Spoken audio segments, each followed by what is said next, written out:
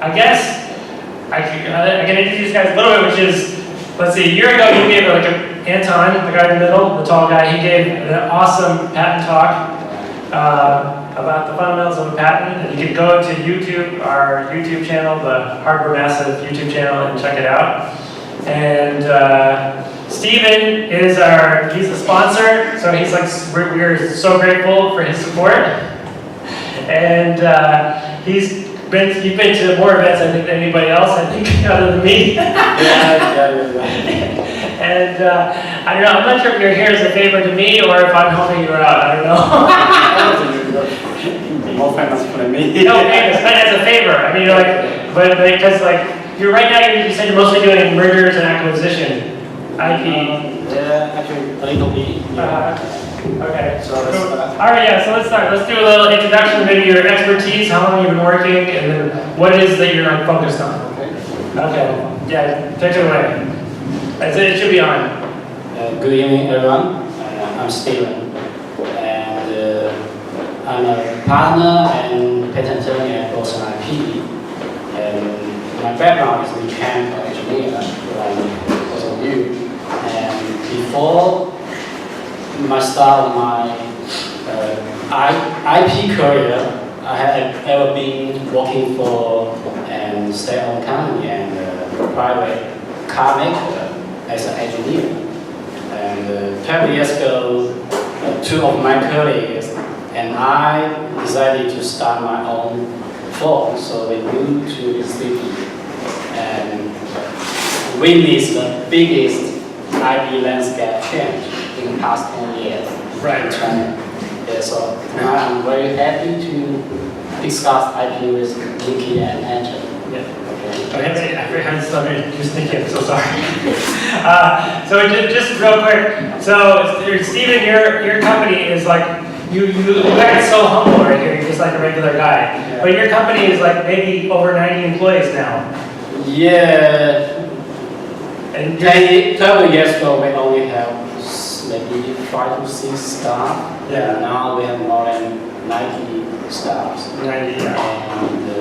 And I think we have sold more than thousands of Chinese and international clients by far. So you helped start the company, but with other people, is that correct? Or mostly you, or? Hold the mic closer a little bit. Maybe three partners. 3 partners in the very beginning. Okay, all right.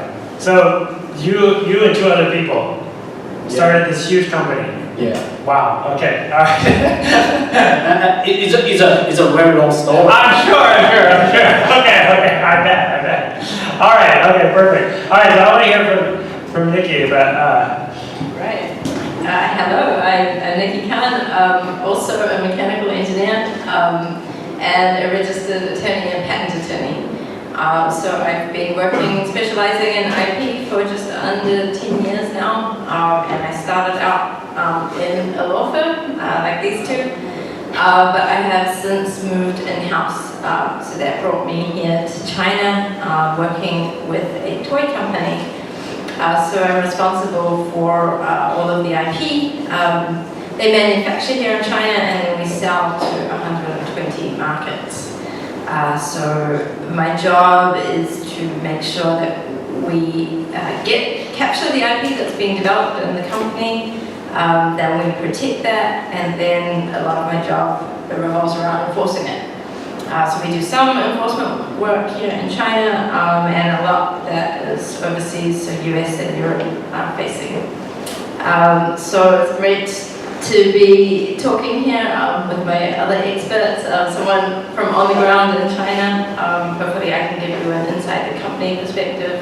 And Anton here has been many years experience as well. All right, well, actually, I want to ask you some questions. Okay, so Zero Toys is a pretty awesome company. Zero Toys is a very awesome company, founded by New Zealanders like myself, but they've been over here in China for, I think, 12 or 13 years, just growing the company. Now one of the 10 biggest toy companies in the world. 10 biggest, okay. Then I'm trying to think. It's like Spin Masters, are they one of the biggest? Or one also yep, so probably Hasbro, Mattel, and Spin Master are leading the pack, and we're right up there hustling with them. Right, wow, very cool. Can I ask what percentage of sales is like the balloon, the water balloon? A lot. So our best known product is the bunch of balloons invented by a father of 8 from Texas. And we licensed that IP off a very successful Kickstarter campaign. And that has really helped the company grow. I don't know if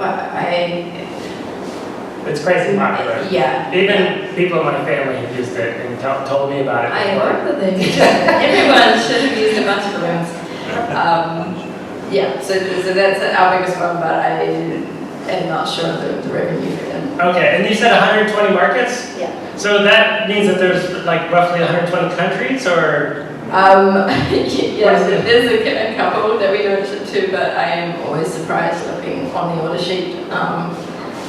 Yeah, we ship to most of them, even places like in Africa, they might have less need for water balloons. So, and then you manage IP for roughly 120 countries or locations? Yeah, so I have the budget for IP, so I have to decide which of those 120 countries are going to be worth really protecting in, so that we can, I guess, strategically protect all of our markets without maybe necessarily filing everywhere. Right. Okay. Do you travel a lot?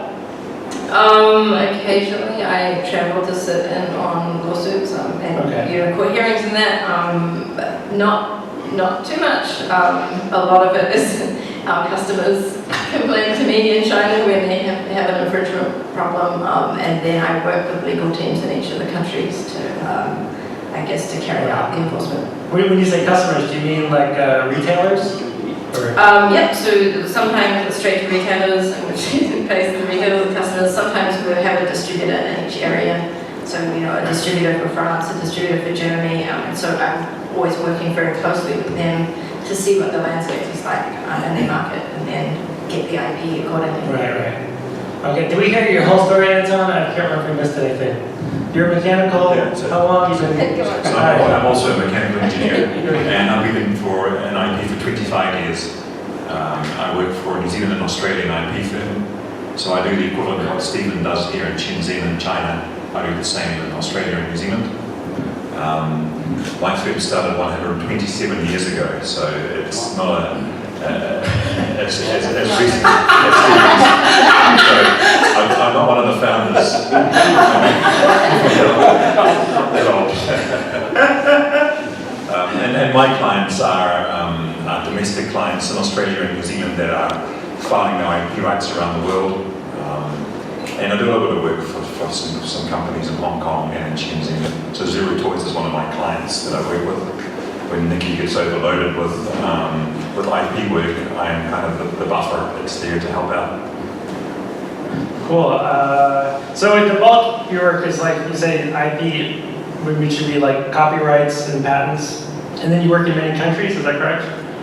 Yeah, so IP is an umbrella term that covers patents, trademarks, registered designs, copyright, and a few other IP rights. And so we do the whole shooting match with IP. But the bulk, is there any one thing you spend 90% of your time on? Or? Me, it's mechanical technology and patents and registered designs that relate to mechanical products. Registered designs, what would that mean? So registered designs is protection for the shape of a product.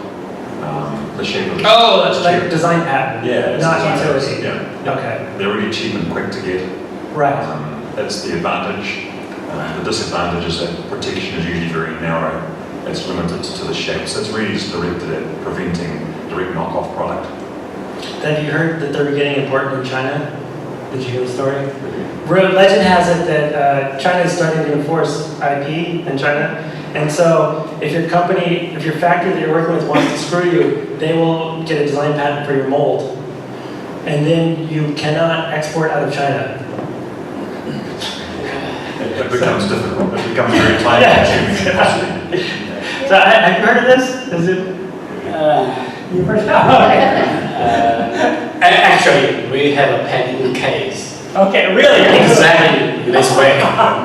And we cannot disclose the client's name, but it's a Fortune 500 American company. Oh my gosh. It's unfortunately they do not have a Design patent. no, they do not have a very clearly contract with their the previous manufacturer. And then they are unhappy with that manufacturer, they move their order to the other company. And this previous company sued them, asking for 2 million RMB compensation. And so in the past week, we are very hard in finding some connection, because actually all the idea is built through the American company. But I think it will be okay, but it's kind of difficult. And last year we have another American company, and it's also the same story, but not a design.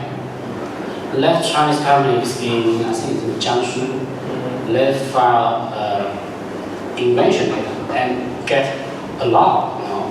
Then when the American company go to the other company to manufacture their product, they threaten to sue them. But fortunately, we have a very clear contract, define all the IP ownership and all the development staff's ownership belongs to the American company. So we send a very strong legal letter to that guy. They compromise. Wow, okay. So I'm not sure if I described that correctly, because I'm not sure if people really understand. So there's utility patents, which are the ones that really matter, which are complicated patents to describe some sort of device. And then there's design patents, which is just like you basically take a few pictures of the product, and it costs like $1,100 probably US to file approximately. And it's just like basically a picture of your product, in rough terms. And so China's starting to enforce it. So what will happen is you're like a US company, you pay a lot of money for some very expensive plastic injection molding tooling, and then the factory, if you go to move your manufacturing, the factory will patent your mold. And they will own the IP in China because you didn't grab it first. And so they'll grab the Chinese IP, and then China, the government will prevent you from exporting your parts out of China. So you have to either manufacture in another country or fight with that factory. And the same thing is happening with brand protection, with trademarks. So there are, I guess, opportunists that will register trademarks for international brands, and when those brands come here to sell product to the consumers, they're faced with trademark litigation. Someone else owns the trademark, and they can't sell their products with their brands on it. And companies like Tesla have been called out like that, Air Jordan. I mean, there's so many other international brands that have had that problem. So if you're looking to sell or even manufacture a branded product in China, you need to make sure that your trademarks are registered as soon as possible. And it's cheap, way cheaper than having to deal with the problem afterwards. Stephen, on the group that you were talking about, that there was a contract that, obviously they did it right, was of this, all the IP is mine and all that kind of stuff. Did the manufacturer just not understand that they had that contract, or they didn't care? Or they thought that they could make money anyway regardless of what the contract's? I'm just kind of curious the mindset. So you're talking the next case, the last year case. I'm sure maybe they simply forgot there's a contract.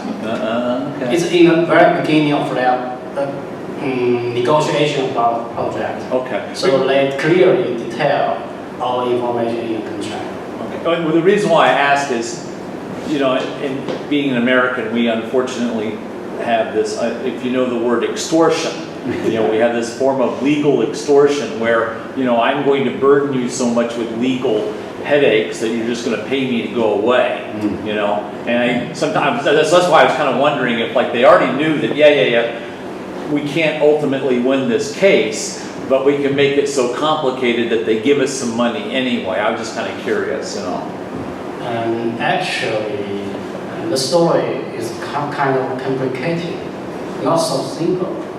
And because the American company moved all their order to the other company, but that previous supplier will actually have a very big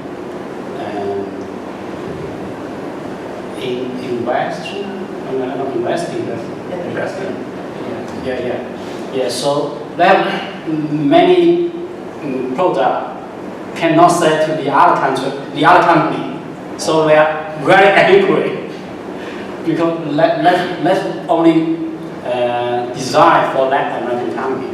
Wow. So let's say we have got a patent, we can follow you. So in the end, the American company simply compromise and still accept their orders, but at the same time use the other suppliers and let previous case the Chinese company finally agreed to transfer the rights to the US company.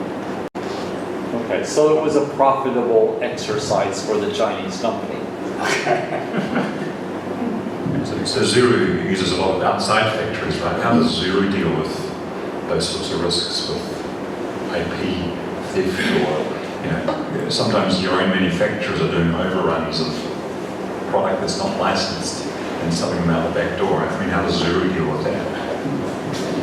I mean, I hope our factories aren't doing that. I think we deal with it in a completely non-legal way, other than like having contracts, so clear obligations set up in both languages. So if we're negotiating a contract in English, we take quite a lot of time for our Chinese staff to check it and make sure that the Chinese language accords with the English language that our directors think they're signing. And then we just work with a limited number of factories. So we have, I think, about 3 that do the bulk of our work. And because we're not shopping around from factory to factory, we limit the risk that way. Those factories are doing all our product, and so they have an incentive not to do something that is against us, because if they do that on one product, then we would pull the rest of the lines. So it's basically a non-legal way of limiting that risk. All right, so there's been a lot of questions, and I can't remember all the questions. So I was thinking what we could do is kind of talk about the life cycle. We'll kind of go through the life cycle process of IP, and people are going to ask questions as they think of them. So the first question that I saw on the list, on the list was, are NDAs worth using? And Definitely. I mean, if you don't have some contracts to fall back on, then you've got nothing. So an NDA is always worth having, but again, you have to put it into place along with some non-legal and practical ways of limiting the risks of people using your confidential information. I think from a lifecycle development point of view, you can disclose things under an NDA, but the more that you start pitching or disclosing to like large groups of people, the more arguable that confidentiality becomes. So just using an NDA isn't the be-all and end-all. You need to be very selective so that only the people who need to know are getting to know, maybe stopping having certain pieces of information going to certain people, so that maybe there's not one person who gets to know the whole of what is going on. So you can, I guess, segregate information in that way to back up something like an NDA. So we just real quick. So it sounds like you you act as if you don't have an NDA, but you still go get the NDA because it's extra. But yeah, and you never know where you're going to end up enforcing it. So it's just different countries will have different laws, but you've got to have it as a base. Say in China, do you have any techniques for how to convey what an NDA is and what will happen? I don't have a problem with people here knowing, I think, what an NDA is. Let me like say Chinese or I've been in crazy meetings like with big companies, and I meet them and I hand them like a 20-page NDA and they just sign it without even reading it. Right. Like, you know, Yeah, I mean, there's that way around, or there's the people who want to fight over every line of the NDA. All I know is that our NDAs have quite like a penalty in them. That I think the ones that we use with Chinese like suppliers and manufacturers, it's like there's a significant penalty if you breach this NDA, and that they sometimes push back on that, which to me makes me think that they care. That I understand, yeah, okay, got it, okay, all right. So they seem to work, they seem to help, right? Yeah, I think they help, but it's there to try and keep people honest, but at the end of the day, you might still have a fight. So you need to do other stuff, like it would be dumb to just rely on a piece of paper. I have a question, and totally, you know, I can speak more loudly. Okay, well, just for the recording system, we're good. Okay. Well, you know, NDAs are only, for me, generally the NDA is, I use it as a form of acknowledgement, so that they acknowledge the fact that they're receiving information to hold confidential, because it's sort of a formalization of, I've told you this, now you're signing this acknowledging, not that it's going to make it enforceable. But I'm curious, I want to hear this from all three of you. If you're doing an NDA with a foreign company, doing an NDA in mainland China, which jurisdiction do you call out in your NDA? I would call out the one where I'm prepared to go to court. So we often will make it under Hong Kong jurisdiction if that's where our companies are based and that's where I would be comfortable litigating. We often get companies that say, okay, we aren't going to sign unless you put it in US jurisdiction. And you know, we're familiar with the court system there, so I'd be okay with that. But sometimes you have control of which jurisdiction it's under, and sometimes you don't. So if you do, then you put it somewhere that is good for you. Another question for you. Sorry. So I've heard some people say that if you sue in Hong Kong, it's not very useful because Hong Kong doesn't have jurisdiction in China. So Hong Kong can't grab assets in China. No, I would expect that Hong Kong can't grab assets in China, but I think that sounds like a fairly situation. Okay, but so if you're working with, say, a Chinese factory, one advice was to sue, like if you're working with a factory, you should sue them in their hometown, or where their assets are, so that that court system can grab assets. Oh, right. I mean, then you get into your multi-jurisdictional law, and so you can probably do a bit in both countries. So again, you just choose what is going to be favorable for you. But I normally put the governing law as somewhere that I would want to go to litigate. And right. You're right, there might be an overriding reason that in the end you don't want to go to that jurisdiction because your damages work out there somewhere else. Right. So does that sound, well, yes, the argument at least made to me was if you sue in Hong Kong, they may have a bank account in Hong Kong, but they may take all the money out of the bank account. And then it's no point suing them because they can just, they'll never pay, right? So.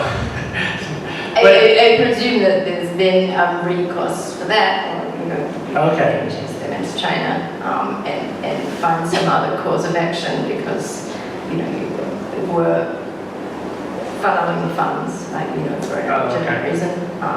But it gets more complicated, right? Right. Okay, I'm here with Steve. What do you say to this? Firstly, Chinese mayor do sometimes recognize the co-decision in Hong Kong. Okay. So especially two parties have both agree in an agreement, no problem. Okay. Yeah. But if from my point of view, usually we also prefer to choose Hong Kong or mainland China because it's better to than any other place in the world. Sometimes the foreign company will choose to follow US law, but it's impossible to impose the decision, to enforce the decision in China. Okay. But Hong Kong and Chinese mainland is okay. So, another part for the NDA is, you know, sometimes NDA will have a very good influence to a Chinese trademark office or the patent office. for a IP law dispute, especially for a trademark squatter. Sometimes you approach to the potential supplier, then you finally you choose another one. But that guy may choose to register your trademark. But if you don't have an NDA and you don't have a very strong business relationship evidence, it's really hard for you in a later stage to try to invalidate or file a decision against a trademark filed by level 1. But if you have an NDA, at least you have some evidence of business relationship between you. Wow, okay. All right. I agree with all of the points. All right, yeah, okay, very cool. So, all right, so just to clarify, potentially you do a contract with the factory, you both agree that you're going to litigate in Hong Kong, and then something happens, you litigate, Hong Kong says the Chinese factory is guilty, and then Hong Kong will contact the Chinese government authorities, and they may come and enforce a certain action. I think you can ask the Chinese court to enforce the decision. Yeah. Okay. Cool, I just learned something. Okay, fantastic.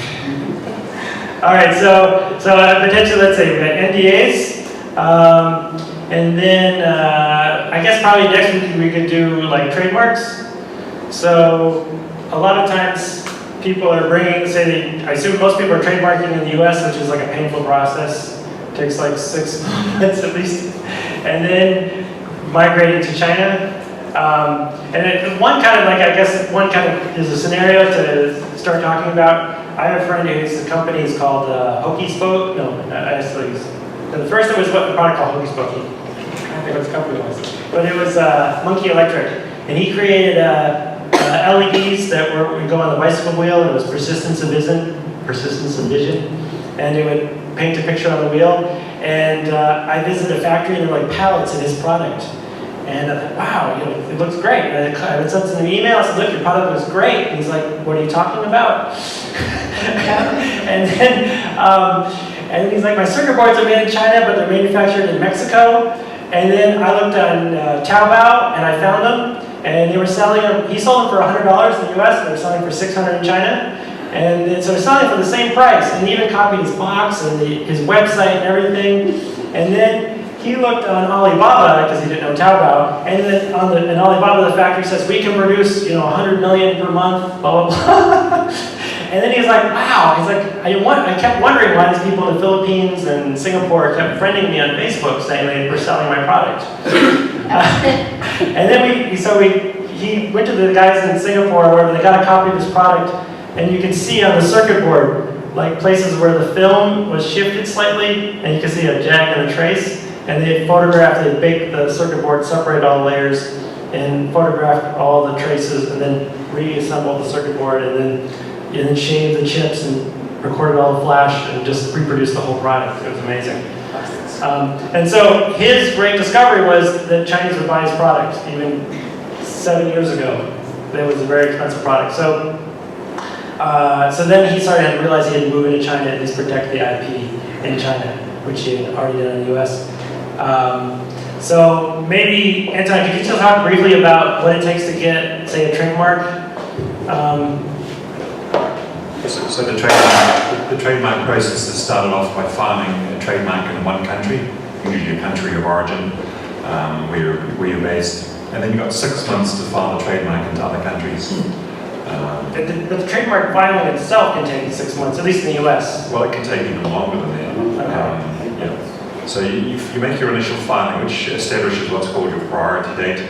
Anyone else filing trademarks for the same brands after that, you can sue them rather than the other way around. And then you've got 6 months to take that priority date into other countries.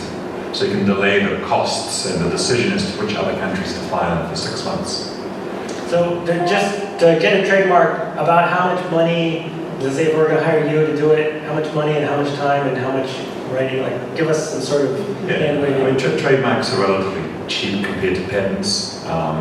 you might be spending for the initial filing maybe 700, 900 US dollars to file it, and then you've got 12 months to file it internationally. And that's, the costs then are going to depend on how many countries you want to go into. So China is how much to move? Oh, yeah, there you go. I think the trademark in China is really cheap compared to the Western countries. The official fee is only 300 RMB. Wow, so we always advise our foreign client to guarantee the trademark in the very beginning, because you will find that when you want to cancel a spotty trademark, you put a lot of money into it, and sometimes it fails because it's really hard. But as China has a very different trademark system with many Western countries, especially for the first to file system, which means you file first, you get it right. At least you have to file this trademark in a very bad phase. So if a foreign company, they want to protect their Chinese trademark line, they better to file in the very beginning. Or the very, very beginning. And also the other aspect is China has follow its own classification rules. In the US, usually the company will only file a trademark in the specific goods or service they are using. But in China, usually we will advise our client to broaden the goods scope, because sometimes the trademark squatters will choose the other items in different subclass to register, then passing it off. And because most of the exam they are examine the trademark for the Chinese version of the trademark classification. So you will find that sometimes you won't succeed to cancel that. To file. So it sounds like basically if you start a company in the US or somewhere, we should start the process in our own country, but also apply in China, like almost before or at the same time. If the budget allows you to do so, Right. just do it. Yeah. And then you say, okay, so you also said to trademark potentially subcategories. Yeah, it's totally different with American one or Australian one, New Zealand ones. And one more thing. Yeah. And sometimes nowadays, the big brands such as startups, actually they follow the rules that they will file in all the classes. Because this mainly don't bother to file a position in a later stage. They simply file in all the classes. We say all the classes. The trademark, we have 45 classes. Okay. And the startup usually will only file in maybe the food category and a drink restaurant. But the other Chinese squatters maybe they will file in clothes or in something else. So in order to avoid this, you can, if your budget allow you to do so, you can file in all classes. So that's 300 RV times 40. Yeah, plus 30 days. Yeah. Okay. Not so hard. No. And the one problem is we have 3-year use requirement. Sometimes if the others file and request for cancellation against you, the trademark in the rest classes may be cancelled. But actually, startups they will file a trademark in all classes every 3 years. It's so that you won't be challenged. Yeah. This is for big brand. Yeah, so with trademark squatting, that's still a big problem for clients of mine in New Zealand that are wanting to ship products to China, particularly in the food and wine and beverage industry. There's a lot of opportunities for New Zealand food and wine and and beer products to come into China. And some of my clients have actually had to rebrand their products just to be able to sell in China. Okay? So they're using this brand for many, many years around the world, but they didn't file a trademark in China before a Chinese trademark squatter is done. So in China, as Stephen says, it's first to file has the rights to the trademark. It's not first to use. And so some of these clients are having to just rebrand the product just for the China market in order to avoid being sued for trademark infringement in China. It's a very costly and annoying exercise. I know that some trademark squatters are actually looking at the trademark registries around the world for that initial filing, the priority date filing, and then are registering the trademarks here in the hope that 6 months later that trademark owner isn't going to file in China, but may decide to file 12 months later or 2 years later. But then the trademark squatter has the first filing, okay? And therefore it becomes a big problem. The only purpose of China squatter is they want to blackmail their own brand. 2 years ago, we had one American brand to buy back their trademark for more than 1 million. RMB is cheap compared to the brand. And recently, we do encounter several brands being filed by a squatter, the New Zealand brand. Yeah. So it happens every day. And in last year, there are about 6 million trademark applications in China. We anticipate it will be more than 8 million applications this year. So, the situation is really scary. So the best business for me is trademark attorney.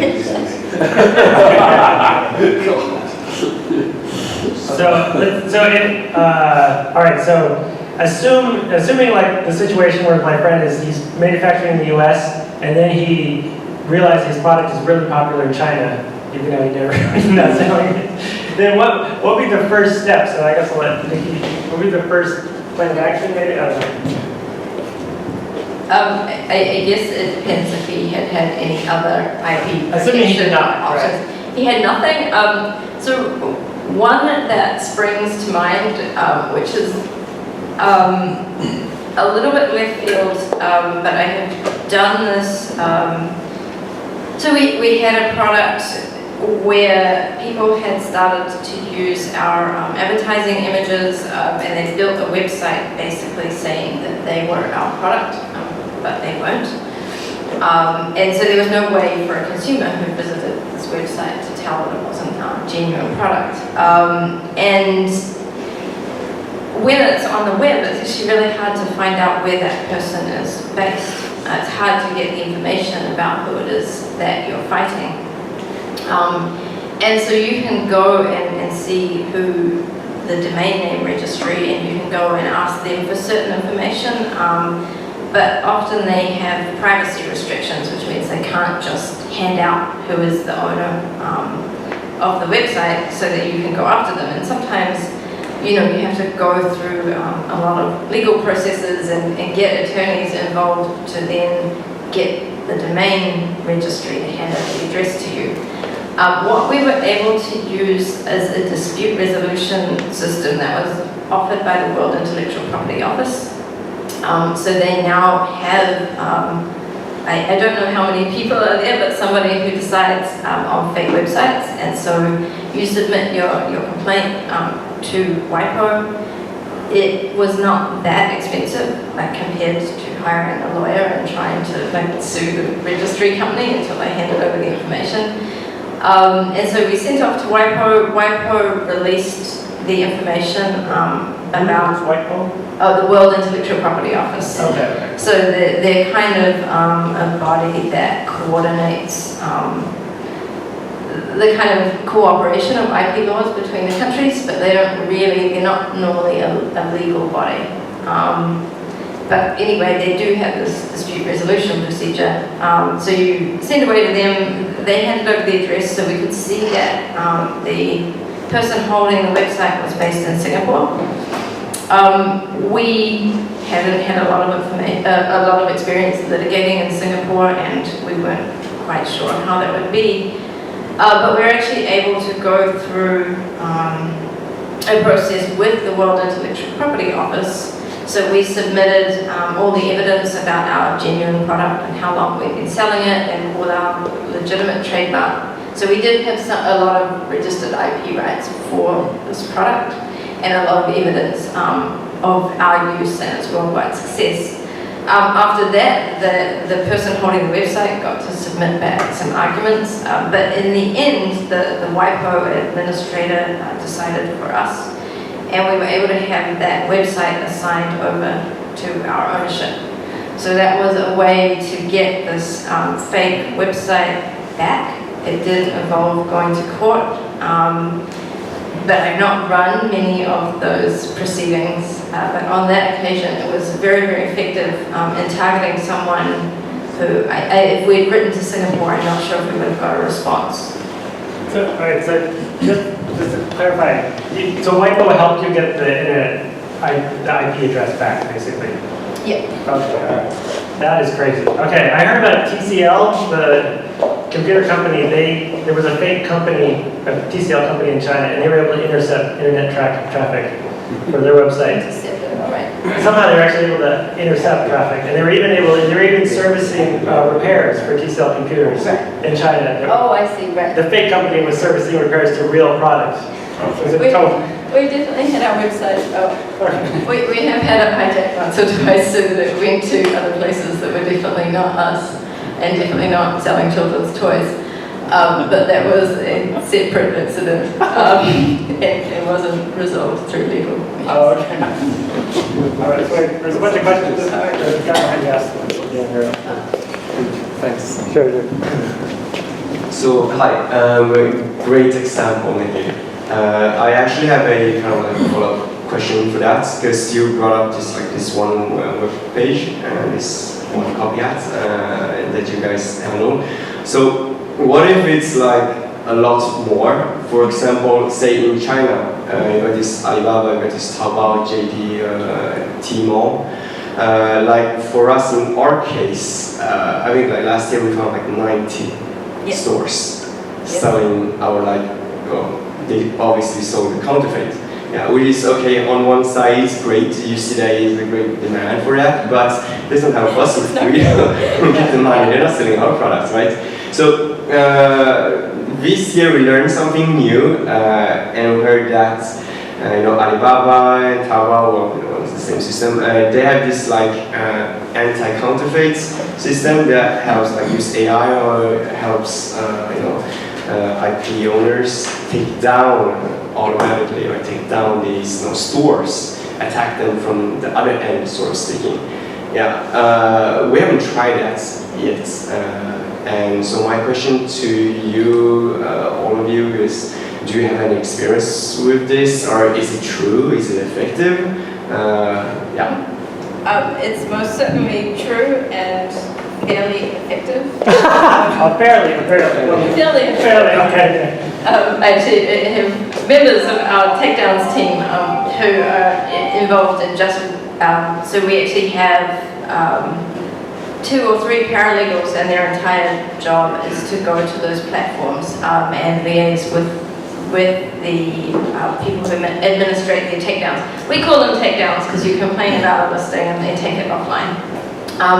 I think the thing, for those, you need to have some registered rights. The platforms are very, very helpful, but if you can't prove that you own the IP, then they can't really help you.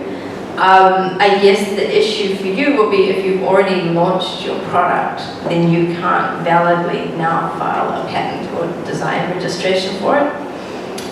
There may be some aspects that are protectable by copyright. And copyright registrations for, say, packaging and some artistic aspects of a product can be obtained cheaply and easily in China, and these are good to give to the platforms. Also trademark. So if they're using your trademark, if it's a one-for-one counterfeit and they're using your brand, and nobody else has registered your trademark yet in China, if you're first one in, you can use trademark certificates. what this does require though is a lot of persistence. Those listings keep popping up and you have to keep applying to take them down. Yeah. Quick follow-up, so, or actually two. So basically a patent pending doesn't, well, it's useless in this case. No. Even in China, like if we got a patent pending here in China before, Did you file your patent before your product was launched? yeah, these products we already have the patent in China. Oh, you already have it. Okay. But yeah, we're writing a new patent for another one, and that's like the main product that we want to protect. Okay. Not granted yet. It will take about, I don't know, like a year or two to get it granted. But during this period, can we like, you know, use this patent pending, yeah, status? Patent pending is difficult because it's not, you know, until it's granted as a valid patent, then the platforms are a little bit worried. The other thing is that for a platform, it's not normally lawyers that are, you know, they're receiving your complaint and deciding on it.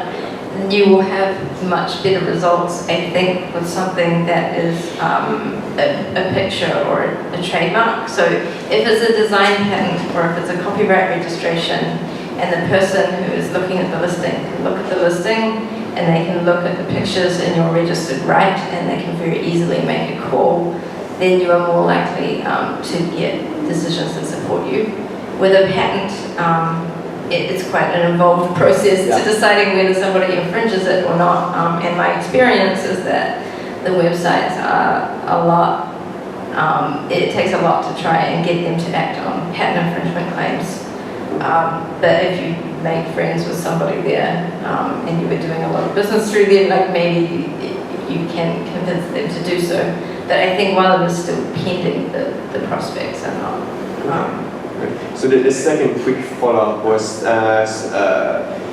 AI part of this kind of like takedown system. It will, from your experience, it's been like you have to identify every single store and then fight against every like individually. There is no like AI that finds it and seeks it and destroys it, you know? There is AI, so that, and I don't even think it needs to be AI, I think it's just general string matching algorithms. So if they can see your trademark in the listing, there's definitely software or like services that will run this kind of searching for you on, and they'll run across a lot of platforms. So the Chinese ones, and they'll do Amazon, eBay, Wish, like a whole lot of platforms, and they will automatically find listings. They can do it by string searching, so matching the characters, and also some of them have image searching, so they can match for similar images.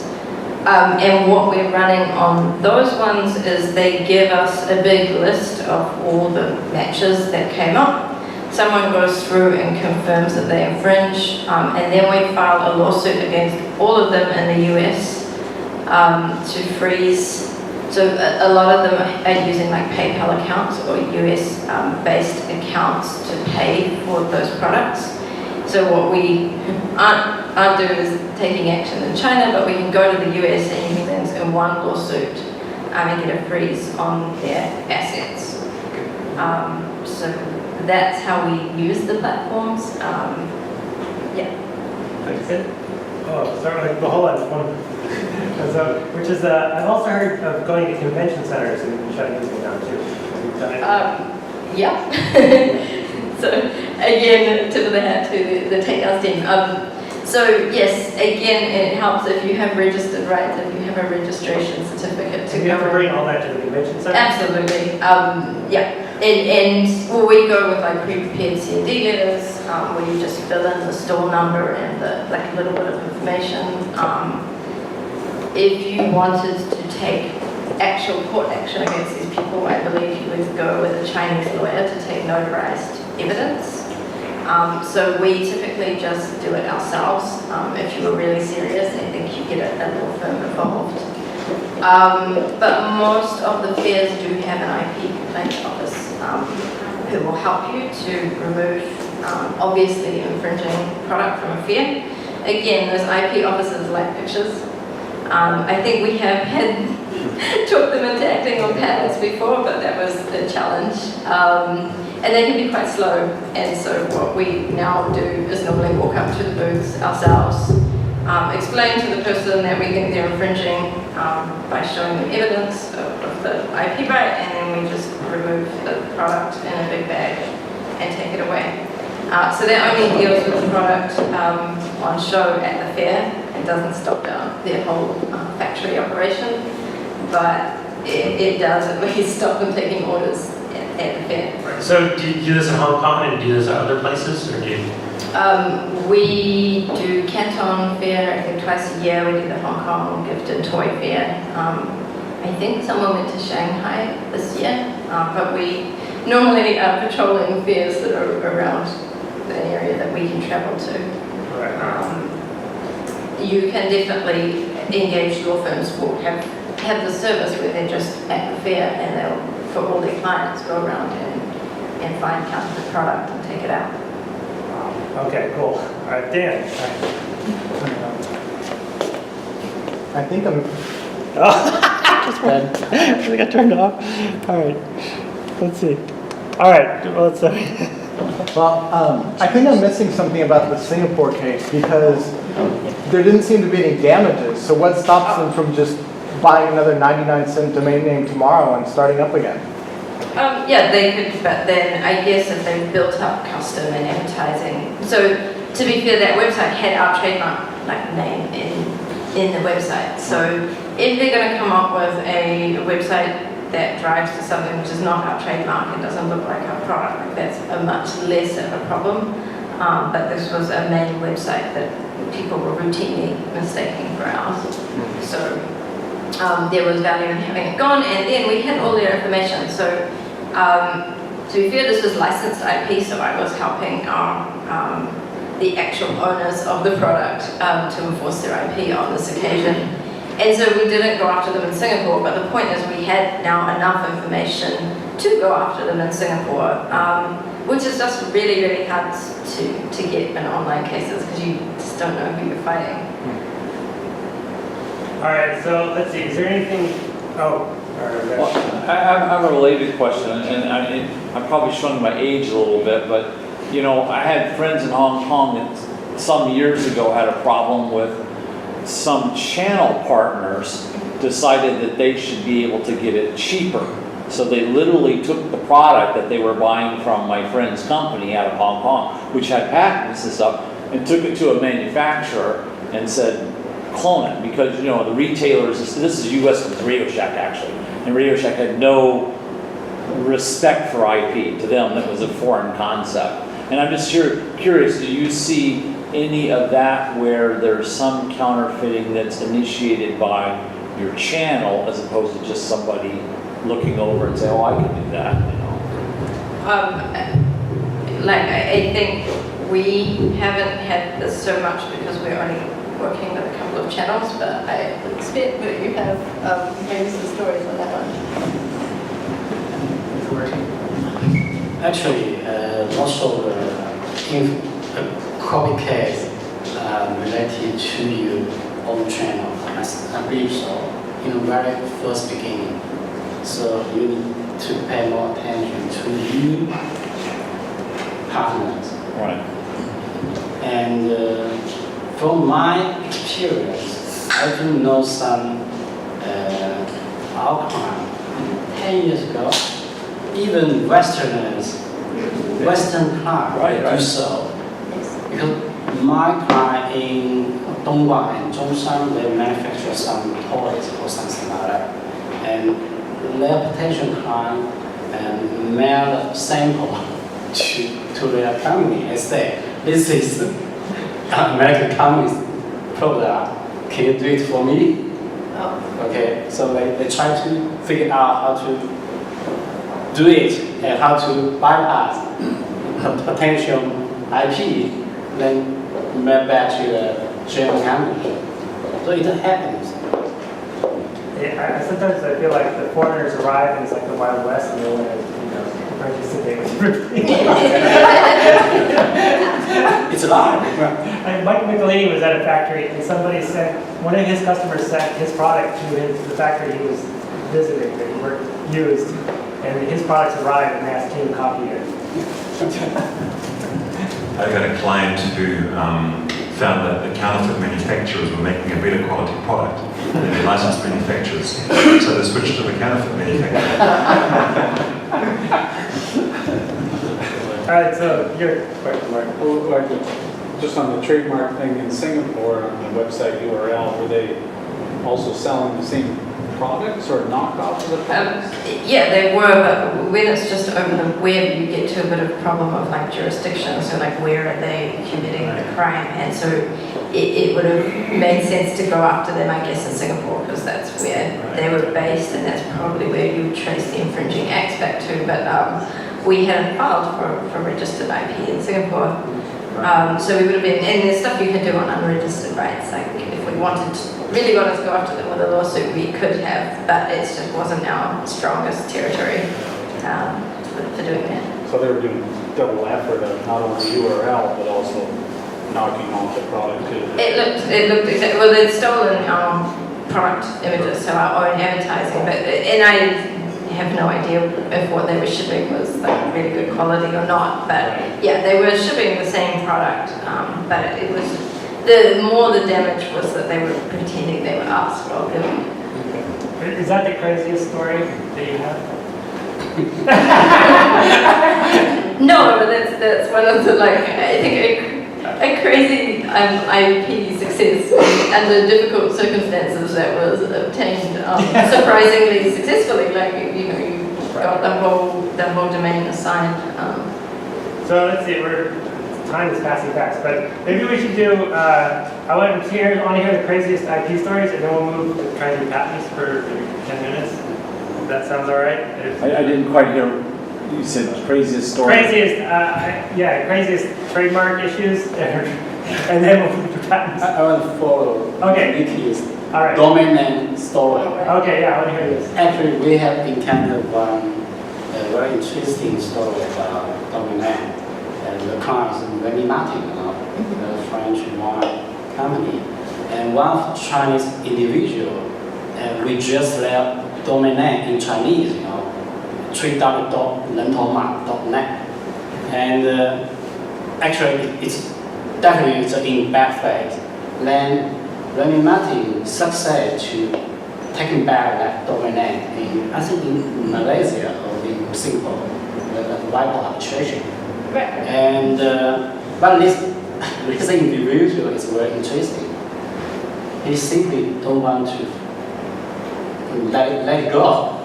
Then he filed a lawsuit in China and sue Remy Martin to the decision by WIPO is invalid.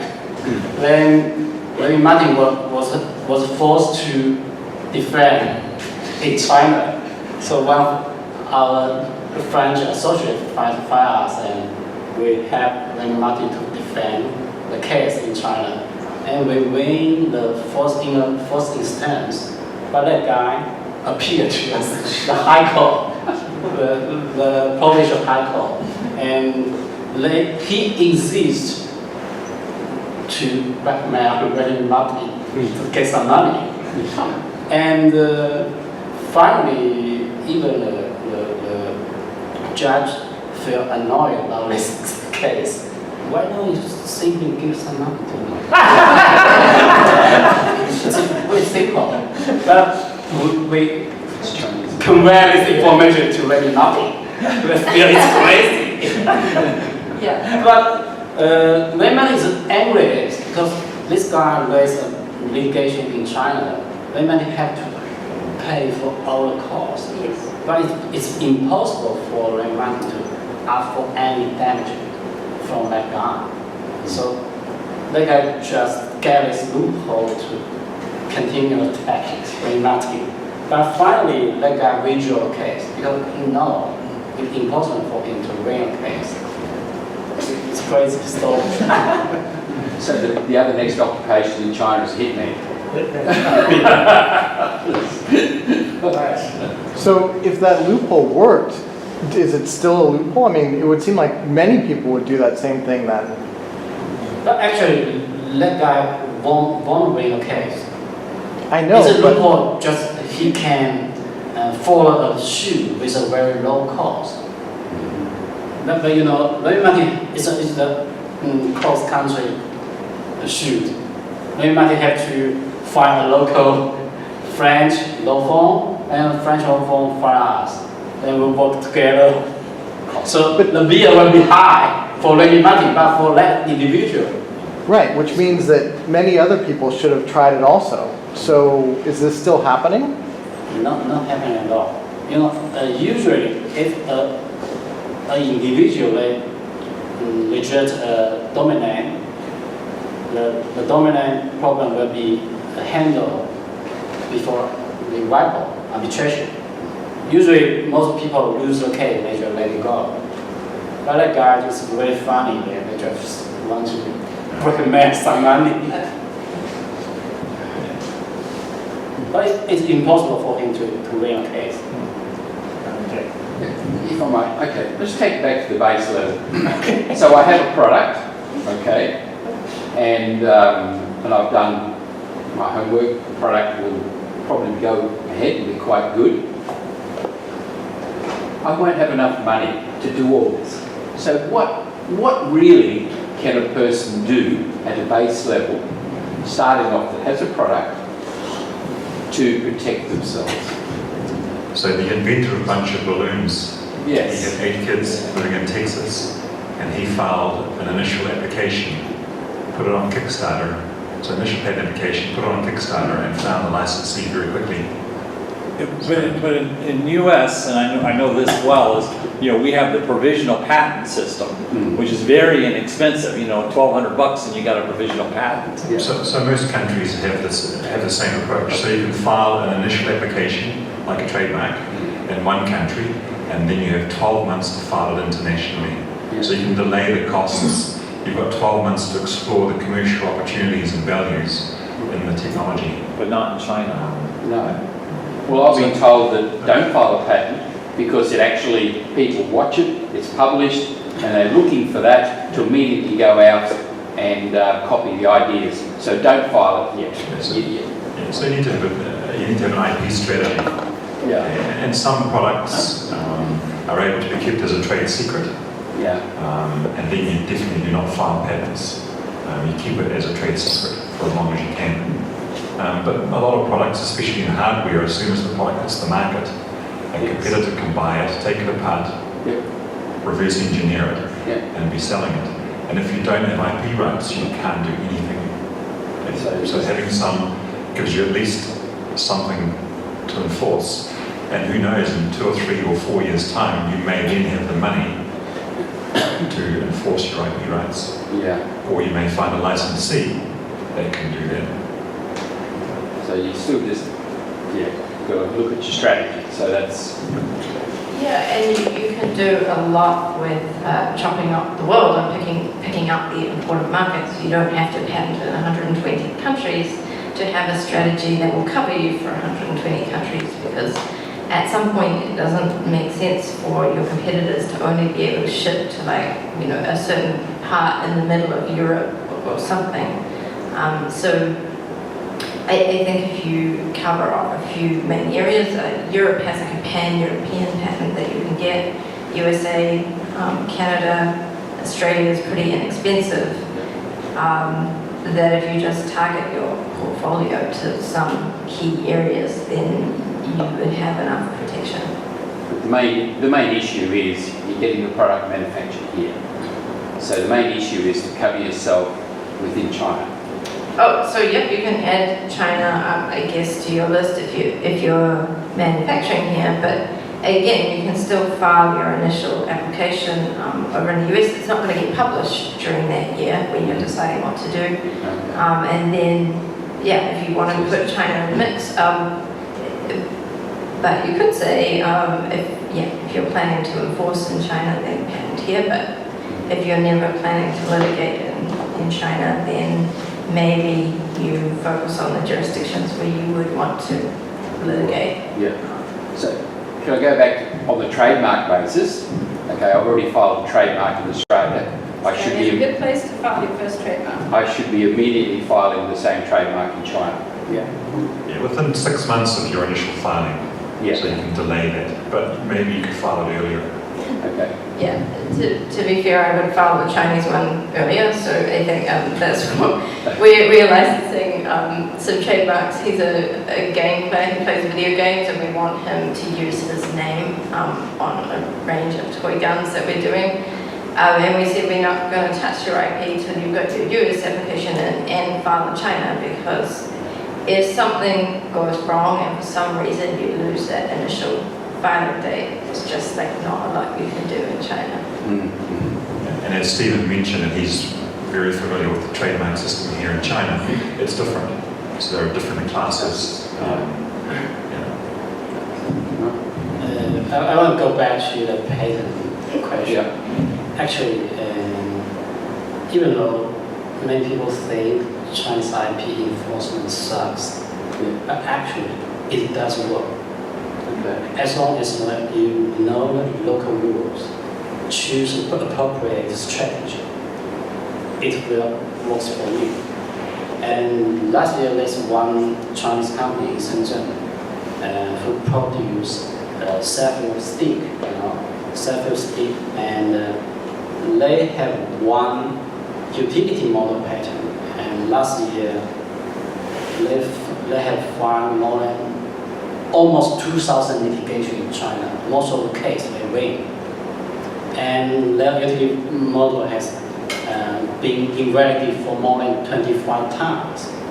And it's a while. So I think they maybe already get the awarded damage for more than 100 million RMB for the very simple service stick. Okay. And for some startup, sometimes the financial problem is the key problem. But today in China, if you have a strong IP portfolio and your product is popular in consumers, and you can find somebody to fund you litigation. There's some litigation funding company now, so you don't need to pay any money in the very beginning. You just need to sign some contract with them. So to define how much percent of the awarded damage belongs to land. Okay. Yeah, after the litigation. And what about litigation costs in China compared to? Actually, the litigation cost in China is way too cheaper than In other countries. in the US, for example. Usually only maybe the average cost for a foreign company for litigation in a first instance, it's from 50,000 to maybe 500,000. But it's impossible in the US. And 1 million, maybe $1 million US dollar maybe. Let's see. So, go ahead. So you were getting a big question before. So can you give us some horror stories? Oh, yeah. I wanted to hear. We're startups. We're not like big companies with deep pockets. So what are some startup horror stories? Or crazy one. Maybe like the craziest stuff, the stuff that surprised you. I Oh no, all the batteries have died.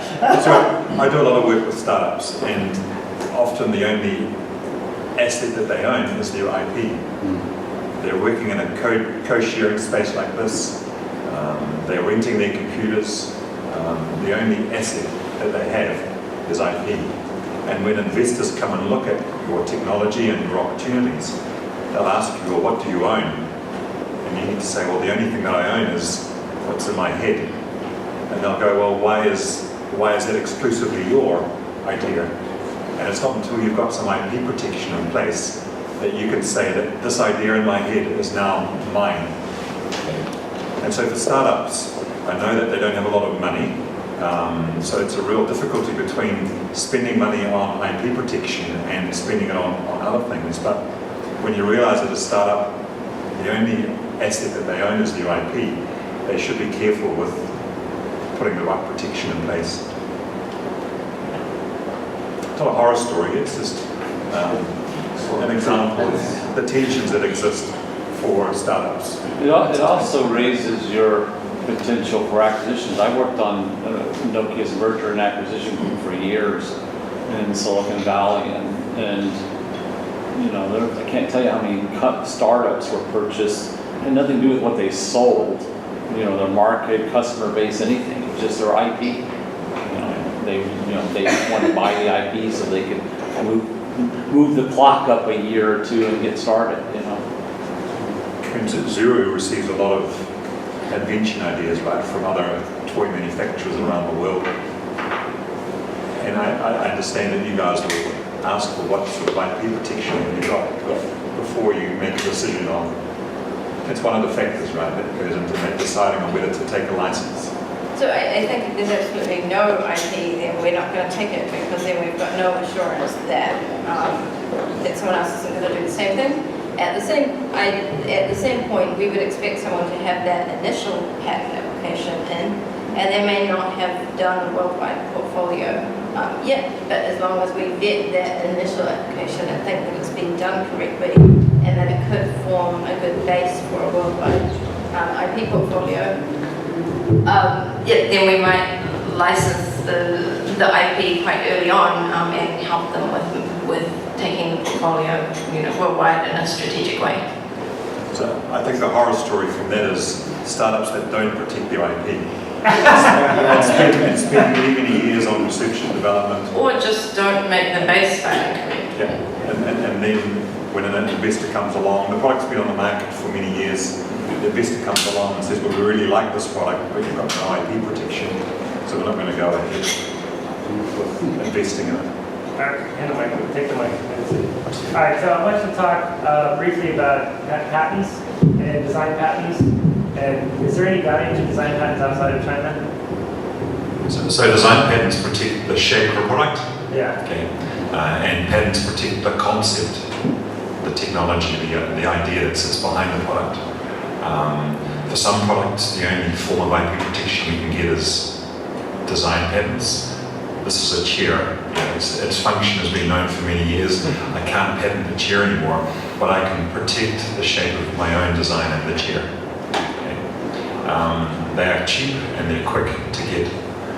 You can cover 32 countries in Europe for $3,000 US by way of registered designs, they call them in Europe. And so they're really good to deal with counterfeit problems. Companies that may make a direct knockoff that can't even be bothered changing the design, let alone the function of the product to compete. Does Zuru Toys have a lot of design patents? Yeah, so I guess European design registrations are my favorite thing in the world, because they come through in like 4 to 6 weeks or something. Yeah, you can end up registered in sort of 3 days after filing. It's cheap and it's 25 years long. And because people like customs, people like Amazon, they like dealing with pictorial things, so they're really good for the customs and border protection, and they're really good for online platform takedowns. Alright. Okay. Alright, so the next question is... I have a question about the design patent. And you had, Stephen, mentioned to me in our meeting earlier about, like in a patent renewal in China, how they keep escalating the cost for renewal, to try to essentially discourage people from keeping the patent forever. Does that also apply to design patents? Is there also a renewal fee and an escalating renewal fee? Yeah, it's the same. Okay. Every year you need to pay annuity fees for design patent. And it will get more expensive. Yeah. Because design patent only have 10 years lifespan, so it's not too expensive compared to the invention rate. Alright, so my next question is number of heard a number of stories, like including there was a big story in Spark Fund, if you follow them, where they shipped multimeters from China to the US, and then Fluke had, I think they had a patent, maybe it was a design patent for a gray plastic box with a yellow boot, the rubber boot. Yeah. And they had to, I think they either had to send it back to China, which was impossible because of the route and wind, or have it destroyed, and they had to pay something like $150 per hour to have it destroyed. So I've met patents attorneys in the US who said that you can fight these. And I don't know, do you have any experience on this, or sorry, Nikki? I think the answer is you can fight everything, right? Okay. You can always find an angle to try and validate the patents. The problem is if you have product that's been like caught at customs and it's sitting on the wharf and then they're charging you X amount per day to store it, that fighting a patent can take a while. But definitely it's something like the colors of packaging. If you can find other packaging that's very close, that's been used before, there's almost, IP is always building on top of things, and you're granted certain monopoly rights for having given society something new to work with, but it's always arguable whether you've been validly awarded that or not. Do you know how they know what patent and what's not? Like, does anybody know? Well, I mean, for the patent, penetration people, like, how do they read all the patents? Like, no, you file notices with them. So if you have a copyright registration or a trademark, they don't generally like patents, but or a design registration. There's a portal online, and you can go in and you register what you've got. And then you need to pick your ports around the place and go and train. So that should technically make it effective, but the customs people aren't really going to look through that database and remember everything. So you go to target areas. So I think a lot of Chinese product ships to Long Beach. And you train the customs officers at that port. You send the brochures about your product, about how to spot a fake, how to show yours is real. And you do everything you can to bring yourself to the top of their mind. You hire lawyers that work with those customs officers regularly and have a good relationship. And so you hope to be more effective that way. I think that just filing copies of your patent certificates we occasionally have something where they'll randomly stop a shipment, but unless you're actively training, it's not as effective. So it's almost like a lobbying process. A little bit, yeah. and I think we decided that if you have like a lot of rights registered, so if you can say, look, we're this reputable company, look at all our protected trademarks, and we ship a lot of product to the US, here are our famous products. That it is like lobbying, yeah. Wow, okay. I forgot my other questions. All right. So let's see. Patents, and then, all right, let's see. So talk about utility patents. I mean, what's the cost? Design patents and then utility patents. Yeah, so I do a lot of mechanical technology patents, and the cost of the initial filing includes a lot of patent attorney time to prepare the patent specification. So that's where the bulk of the cost lies, and you may be spending between 5,000 US and 10,000 US dollars to prepare that patent specification, and then it's filed at the USPTO or the Australian Patent Office as the initial filing. And that's the start of it. Then you've got 12 months to take it internationally. You can delay the country by country filing by another 18 months by filing an international application at the World Intellectual Property Office. And that international application may cost between 6,000 US and 10,000 US dollars. But then at the end of that 18-month period, then you need to decide on your final list of countries that you want your patent application to be filed in. And then it starts to add up. If you're going with 10 countries, you're spending maybe 80 to 100,000 US dollars to do that. And then the applications go into an examination phase at the patent offices. So even though you think you might have come up with something new and predictable, the patent offices will want to make up their own minds as to whether you are entitled to a patent. And they will do some research to see what else was around before your initial filing. and they may say, well, your invention is not that novel, it's not that new, and you may need to make some adjustments to the patent specification. So it adds more costs at that stage.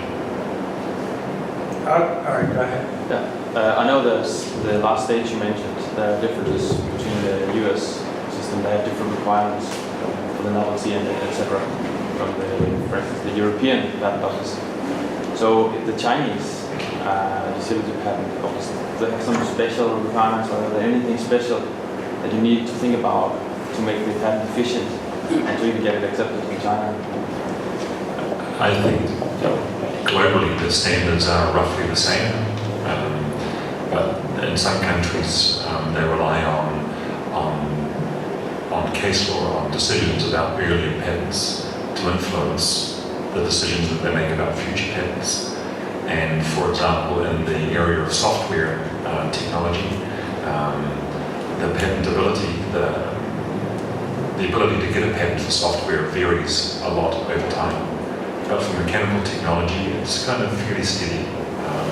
It needs to be both novel, so different, and it needs to be not obvious compared to what's been done before. And those are the kind of the main standards. But there may be some tricks or some nuances in Chinese law that. Generally speaking, Chinese patent system are borrowed from some developed countries, but we do have some small difference. For example, we do not have partial design protection until now, but the proposed amendment do include partial design application.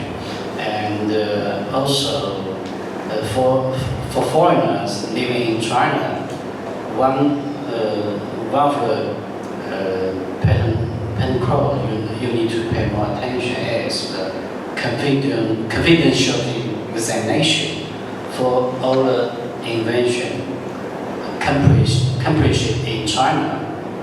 You need to apply for confidentiality examination for approval to apply in foreign countries. This is absolutely ground for invalidation. If in the future your competitors found this problem, you cannot avoid to be attacked. So I think it means that if a patent is developed or an invention is developed in China, you first need to file your first application in China, or require permission to file overseas first, and that process takes six weeks. You don't necessarily to file a patent firstly in China. Even if you file firstly in China, you still need to apply for approval to file in foreign countries. But it only takes several weeks. It's very quick. So it's almost easier to file in China first? I was going to ask about the approval process. Is there any reason that your approval can be denied? So is there any reason that you might wish that you'd never asked for approval in the first place, or is it usually quite straightforward to get approval?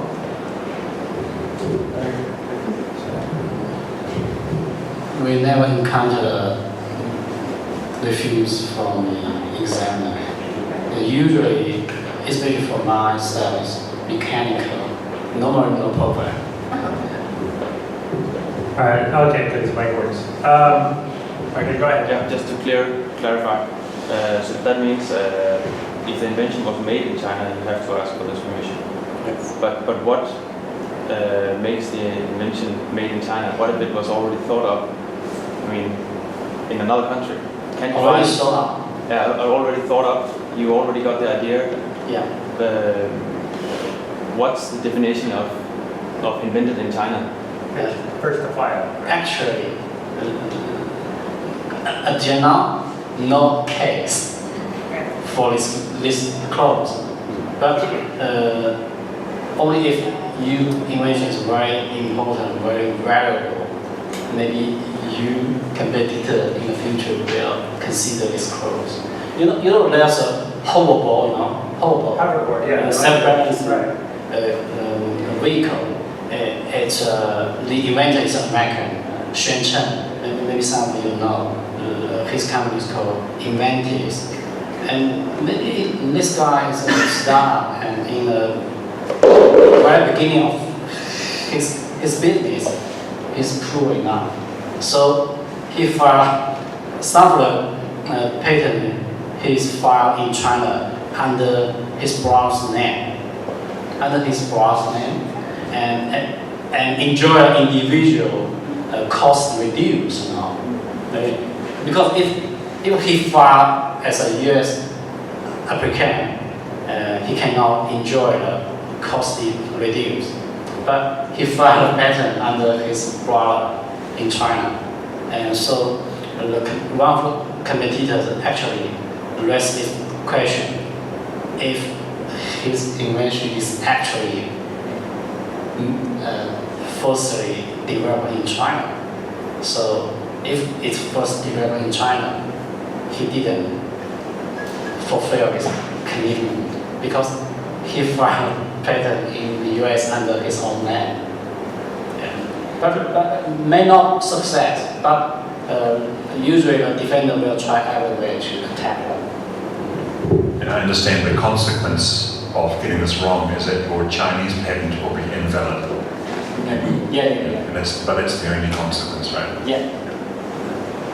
Very quick question, what is the success rate for patent applications? So in China, you're saying?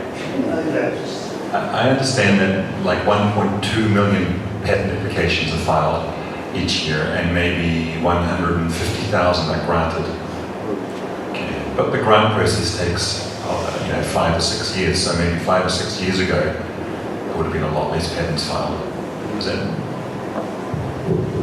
I didn't remember the number, but generally speaking, maybe around 40 to 60% of the success rate.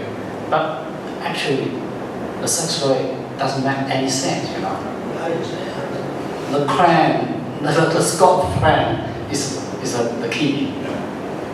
And some of my clients are filing patents to attract investors, and then once the investors come on board, they may say, well, the patent's now still pending, but we don't really need it anymore. The technology has now changed, it's developed further, and the patent has now become irrelevant. So they may voluntarily abandon the patent. So it's very hard to say success rate, because sometimes the patent application... Based on what he said, it sounds like it's good. Why wouldn't you file a continuation? Because the technology changed. Yeah, but that's a continuation in part. In the US, you could do that for changing technology and patents. Or new technology. It's a very specific question, but yeah. All right, so my last question, and then we'll take a few questions. So for startups who obviously one strategy is protect your IP and fight other people's IP, but then a lot of you have worked with mergers and acquisitions and even purchasing of IP. So what is like the basic, so the first thing is probably a provisional patent, and then what are the other things that you look for, I guess, the kind of things you recommend to startups to fill out their, in terms of mergers, acquisitions, or selling their... It's having the right form of IP protection in place, or if they don't yet have it, having an ability to still put it in place. So a startup may only have filed a patent, but they may still be eligible for filing design patents and trademarks. So let's say, so obviously maybe utility patent would be first if there's something really big there, and then if there's not, if it's maybe something they can't quite do utility for, then maybe design patents and then trademark, or? I think for startups, trademarks are not necessarily that important. They've only just created the brand. It's very young. There's no brand equity in the brand. It's a lot easier for a startup to walk away from a brand because they may be infringing someone else's trademark than it is for an established company. And so probably trademarks are near the bottom, design patents, and for technology, utility patents at the top, or potentially trade secret protection if the technology lends itself to being kept as a trade secret. Yeah, I think one of the big ones is ownership. So having a really clear chain of how to define what your innovations are, what your brands are, what your identified IP is, then who created that and how does it get owned by your company. Because in the excitement of creation, there might often be a couple of different companies involved or different people. And it's really, really hard to piece that stuff together. Like 2 years down the track, nobody's got the computer records. But if you're trying to file for IP and you're ever trying to enforce IP, you will need very clear evidence of all those things. And if you don't have it, it leaves it open as a huge weakness in your IP. So at the very initial stage, having all those agreements and assignments, even though they're very boring and annoying for everyone to sign, actually taking the time to do that will save you like a lot of time and cost later down the track when you inevitably need to know those things. So that includes like logbooks or whatever. Can you go over a list of things that? Yeah, so I guess that was down to like identifying or capturing the IP, so knowing what was created and when. So yes, if you're a company that is producing a lot of IP through like many employees, then having them document what they're working on and when is a good evidential way and a good way for the management to look back and be able to put certain innovations to certain people. And then beyond that, it's like, okay, well, we've identified which employees own what. You need to go through your employment agreements and make sure that there's a very clear, again, chain of title back to your company. If the company that is doing the employment isn't actually a company that wants to own the IP, then you might need intercompany documents to show that. And yeah, I think the employment agreements and the intercompany agreements are where you find a lot of this. And then sometimes you'll have an employment agreement that says that basically everything I do is owned by X company, but you'll need an actual, once you come to crystallize the IP rights, you've got a specific design or a specific invention, you'll want to do a particular assignment document that identifies the inventions. The employee says, yes, I invented that, and I assign it to the company, and they can confirm that they have transferred the rights for that specific invention. Wow, okay. To just give some supplemental about the ownership of a patent right. According to the current version of Chinese patent law, if you work with another company to develop some product, if you don't clearly define the ownership of this invention creation, according to the law, the unit or the person who accomplished the invention creation, they own the rights. So you need to clearly define the ownership. Yeah, once that person has like left the company or they're overseas and you write to them and you can't get in contact with them like 2 years later, that's really, really difficult. So it needs to happen at the time. Cool. Even if the contract says that any inventions made belong to the company. So that will be a very general anything owned to the company. Our policy is that where there's a specific invention, and particularly if you're going to patent it, that you would have a specific assignment for that invention. And I think the same for important trademark and design rights. I think most countries' trademark law is a little bit clearer that if you are the employing company, you're going to own the rights. But for patents, sometimes they require assignment in a very specific form to get legal title to your company. So aside from all the general background documents that says, yes, this goes there, if it's an important invention, I'd have a specific document addressing that. It seems like there's a transactional element to like US patents. Like they have to pay money, usually it's like $1 for the patent to the employee. All right, go ahead. Just following on from that point, so like even if your company's contract states that anything that you create belongs to them, like if it's stipulated in a contract, like how many hours a week you work. So if it's 9 to 5, Monday to Friday, but if you develop that idea and you can prove that you developed that idea on the weekend or in your own time. The general vibe of the thing for these laws is a sliding scale. So okay, maybe it wasn't on company time, but maybe it was using the company's resources, or maybe it was something that they actually expect you to work a little bit overtime. So if it's directly in your line of work for what you do at the company, then you're going to be sliding towards the end of the company owning it. And you can fight back and say, well, I did that outside, it was an independent project. But the more it seems like it's the same thing that you do at the company, and you've got an agreement saying that everything you do at the company is owned by them, the harder your position becomes. So you should be keeping receipts for every single thing that you use in developing this thing. If you're trying to make the argument that you're developing it independently, then you need to be building up your case about how independent it is. When you worked on it, why you worked on it, with what you worked on it, whom you worked on it with. But I am not super sure on local China rules. Do you have anything to add on employee conventions in China? I think generally it's similar, and if you do something new in your own weekend, but it's strongly connected to your daily job, how it can.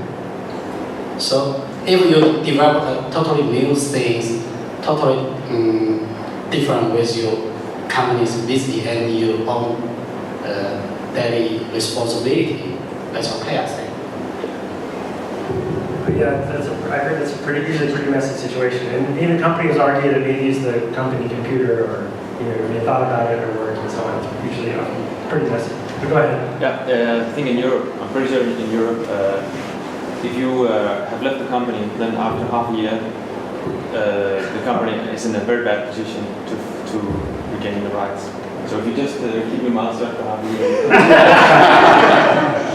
Yeah, most companies will have a non-compete that kicks in that, you can't work for them and compete with them at the same time, And overriding all that is whether if you've taken confidential information that belongs to the company, then that obligation goes way beyond 6 months. And you can't just use confidential information belonging to the company. But if you never signed the contract, then the company was stupid in the first place and not. Even in many countries, the common law will kick in, which is even if you haven't got a contract, if it's clear that you've received confidential information and you know it's confidential, you need to keep it confidential. Okay, actually, I thought of one last question. There's a guy, Chris, who's an Amazon seller. His question was, he believes that there are new products coming out, or there are companies that are coming out with new technology, and somehow they're able to alert other companies not to compete in their area of new product. They're presenting like a new product, but it hasn't come out yet. And he believes that, or he was telling me he thought that somehow they're able to warn other companies or prevent them from attacking. But this doesn't make sense to me. Does this make any sense to anybody? I guess I'm not describing. Maybe I'm not remembering it correctly, but he was saying something to the fact that new products were coming out and they were able to, maybe they hadn't finished the patent, but it was like pending, and that other companies were not stepping in. Maybe just because they didn't know what the attack would be. For some products, the lead time to getting the tooling and the distribution network set up, the investment is quite substantial. And even though the patents are still pending, in 2 or 3 years' time they may be granted, and then you've made this massive investment in competing with the IP owner, and suddenly you have to stop because once the patent is granted, you then become an infringer. Right. So, but whilst the patent is pending, they can't. The patent owner cannot pursue you for patent infringement. So it may give you a 2 or 3 year window to compete. But for some products, the cost of competing, to set up to compete, is very high, and therefore it's not a good return on investment. I've done some work for an airline company, and they developed a brand new aircraft seat. You can lay flat like a couch-style bed in economy class, and the investment that they were making in designing this aircraft seat was in the many millions of dollars.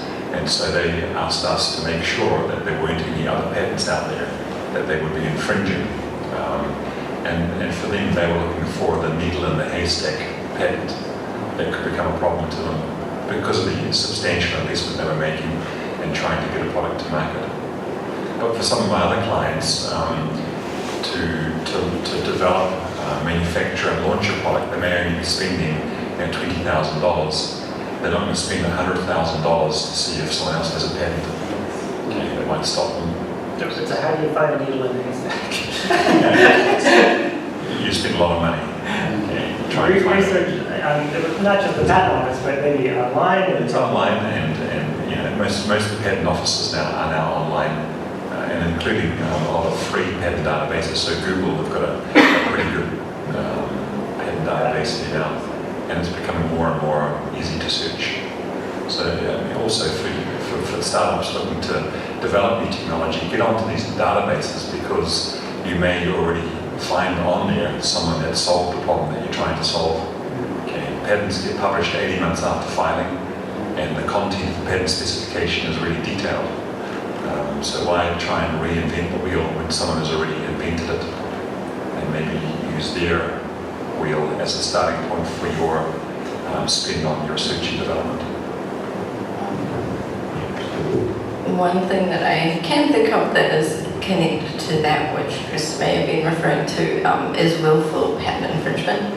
So in the US, you can't enforce your patent until it's granted, but if you can show then that the competitor was willfully infringing your patent, you're entitled to 3 times the amount of damages. So their argument can be, we got an opinion from an attorney that we didn't infringe, or maybe they can say, well, we weren't really aware of your patent until just before granted. But if you have sent them a copy of your patent specification, even while it's pending, they now know about the patent. And so if they don't follow up and check what happens when it grants, then they're willfully infringing. So I have had competitors that have sent me copies of their pending US patents to put us at higher risk of damages if we proceed, as a way to alert you or to deter you.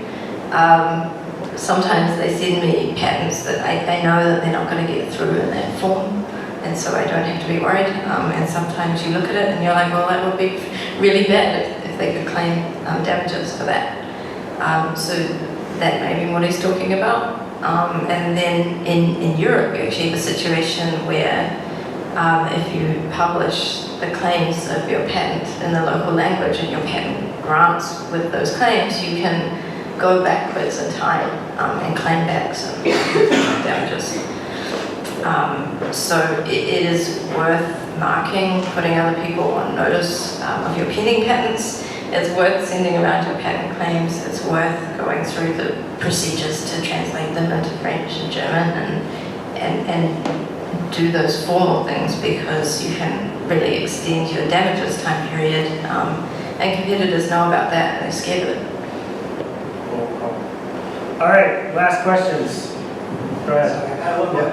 So we have this sort of explosion of these maker spaces around China. Do you see a corresponding increase in the number of patents applied? Or Let me see. The year 2000, there's maybe only 200,000 patent applications, including invention patent, utility model patent, and design patent in China. Last year, we have more than 3 million patents, 3.67 million patent applications, including all 3 types of patents, and including 1.3 million invention patents. So, you know, nowadays, the total application of Chinese IP is maybe the sum of US, Korea, Japan, and European together. You guys must be good. And most of the patents being filed in China are owned by Chinese companies. I think it's something like 89%. Chinese companies are now also the second highest users of the European patent system, next to European companies. So it's not just activity in China, but also globally. And in Australia and New Zealand, we're seeing more and more Chinese companies protecting their IP rights in our part of the world. You said 3 types of patents? Yeah. Right, so you got design, utility. In China, design, utility model, and invention patent. Invention patent is equal to utility patent in the US, and design patent is the same. But we have a small and non-substantive examination utility model.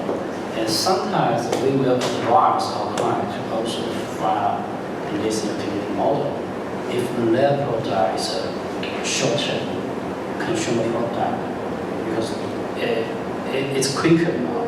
And you don't need to wait for 3 to 5 years to get the invention patent guarantee.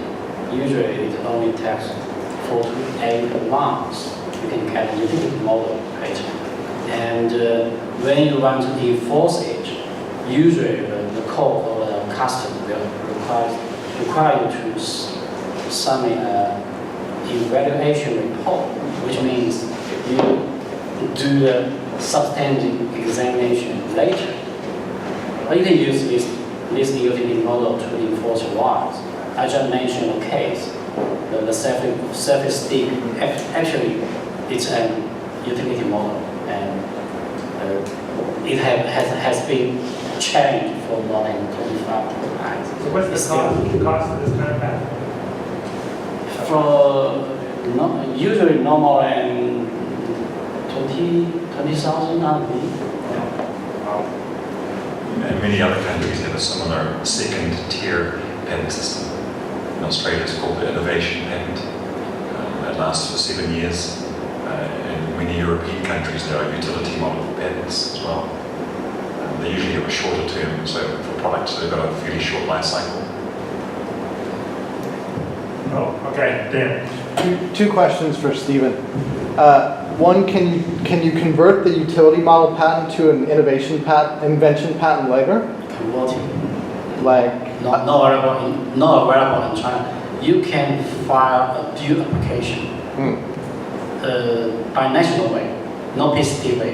If you file PCT in the United States, then once you go into China by national phase application, you can only choose one, utility model or invention patent.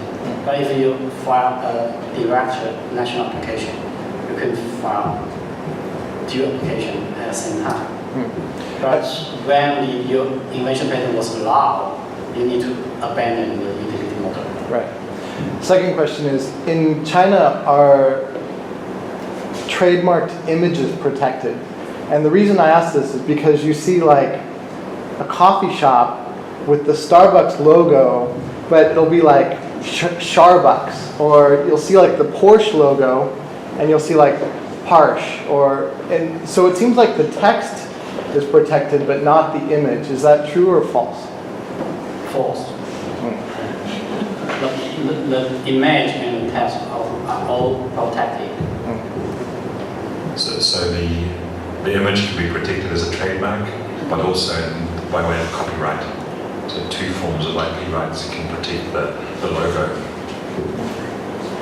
So from what I've heard, like you can take basically someone else's logo and then change 5 things and potentially, I don't know. It seems like I've heard some crazy. Where does this rule come from? Well, like for instance, I was talking to Troublemaker, the startup space. Their robot looks very similar to like the Maker robot. And I said, I said, this really reminds me of the Maker, logo. They said, well, we heard that you have to change 5 things. And honestly, you look at it, it's like wildly different, but it's reminiscent.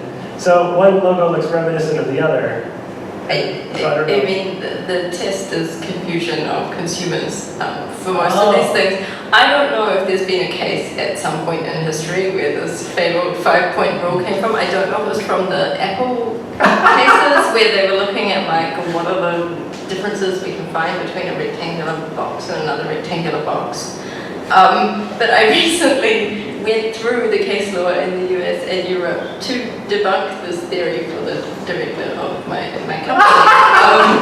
Because, you know, the test is a substantial similarity on overall impression for, you know, for design patents and for copyright when it comes to products.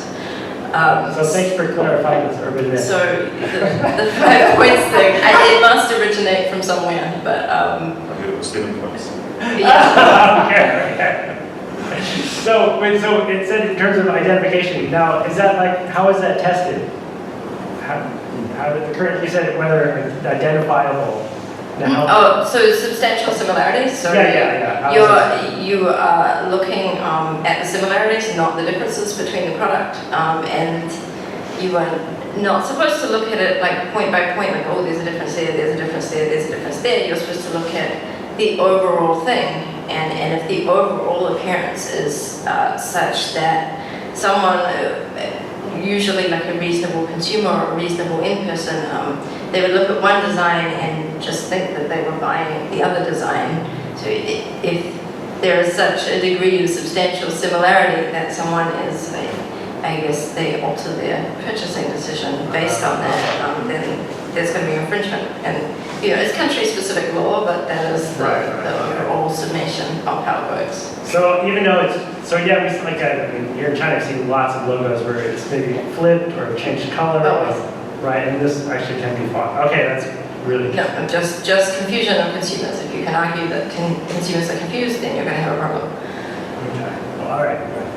I have a question for Stephen. I was curious about whether or not forum shopping happens inside China. We talked a little bit about the difference between having a favorable, you know, if you're dealing with a lawsuit in China versus Hong Kong, for example, right? It's easier to collect money, and you're more likely to get a favorable judgment. But internally in China, in the States, for example, right, a lot of times,